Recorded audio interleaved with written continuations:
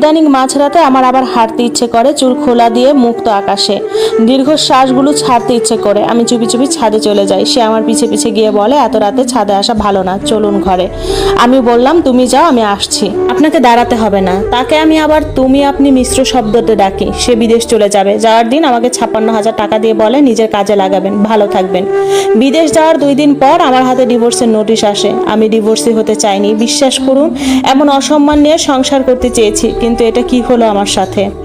আমি আর আমার শ্বশুর শত শত মাধ্যম দিয়ে যোগাযোগ করার চেষ্টা করেছি, যদি ডিভোর্সটা ঠেকানো যায়, কিন্তু নাজমুলের একটাই কথা, আমার সাথে সংসার করা সম্ভব না।